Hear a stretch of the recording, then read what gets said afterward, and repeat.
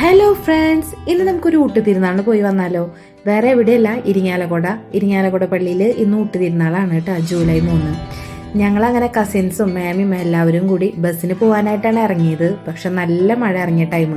അങ്ങനെ ലാസ്റ്റ് ഞങ്ങളൊരു ഓട്ടോ വിളിച്ച് ഞങ്ങൾ ഇരിങ്ങാലക്കുട പള്ളിയിലോട്ട് പോയ സമയത്ത് കുർബാന നടന്നുകൊണ്ടിരിക്കുകയായിരുന്നു കേട്ടോ. കുർബാന കഴിഞ്ഞിട്ടുണ്ടായിരുന്നില്ല. ഞങ്ങളൊരു 11 മണി 11:15 പോയപ്പോൾ. കുർബാന കഴിഞ്ഞിട്ടില്ലെങ്കിലും ആവശ്യത്തിന് തിരക്കുണ്ടായിരുന്നു കേട്ടോ. പന്തലൊക്കെ ഫുള്ളായിരുന്നു. പിന്നെ ക്യൂ നിൽക്കേണ്ട വന്നില്ല, കൗണ്ടറുകൾ കുറേ ഉണ്ടായിരുന്നു. അത് കാരണം നമുക്ക് ക്യൂ ഒന്നും നിൽക്കാണ്ട് നമുക്ക് ഡയറക്റ്റ് ഫുഡ് വാങ്ങാൻ പറ്റി. അങ്ങനെ ഞങ്ങൾ കൗണ്ടറിലോട്ട് പോകുമ്പോഴാണ് ഞാൻ ഒരാളെ ശ്രദ്ധിച്ചത്. എൻ്റെ ബെസ്റ്റ് ഫ്രണ്ട് സിമി, എൻ്റെ കൂടെ 10 വരെ പഠിച്ചിരുന്ന കുട്ടിയാട്ടാ.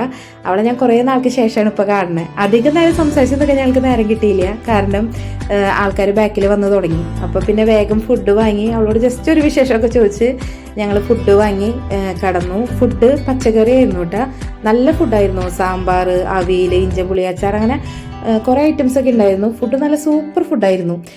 പിന്നെ കുർബാന കഴിയാത്ത കാരണം നമുക്ക് ഇരിക്കാനൊക്കെ ചെയർ കിട്ടിയിട്ടാണ്. കുർബാന കഴിയുകയാണെങ്കിൽ ആ ഭാഗത്തേക്ക് കിടക്കാനേ ഭയങ്കര പാടാണ്, കുറേ ക്യൂ നിൽക്കണം.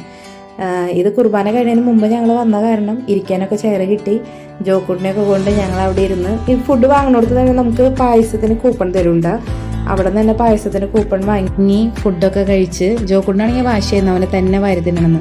കുറേ ഒന്നും കഴിച്ചില്ല, എന്നാലും കുറച്ച് നേർച്ച ആയതുകൊണ്ട് കുറച്ച് കഴിച്ച ആള് കുറച്ചൊക്കെ വാരി തിന്ന്. പിന്നെ ഞങ്ങൾ പായസം വാങ്ങാനായിട്ട് പായസ കൗണ്ടറിലേക്ക് പോയി.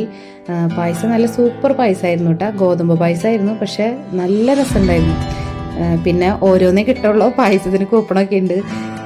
അങ്ങനെ ഞങ്ങൾ ഓരോ പായസമൊക്കെ വാങ്ങി കുടിച്ച് പിന്നെ നേർച്ചയിടാനായിട്ട് നിന്നു. നേർച്ചയിടാനും ചെറിയ ക്യൂ ആയിട്ടുണ്ടായിരുന്നുള്ളൂ, കുർബാന എപ്പോഴും കഴിഞ്ഞിട്ടുണ്ടായിരുന്നില്ല.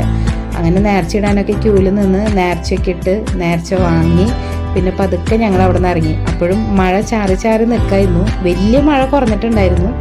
പിന്നെ കുറച്ച് നേരം അവിടെ പ്രദർശനമൊക്കെ കണ്ട് നിന്ന് ഞങ്ങൾ പതുക്കെ വീട്ടിലോട്ട് പോന്നു. അപ്പം അടുത്ത വീഡിയോ ആയിട്ട് നമുക്ക് കാണാം. ബൈ.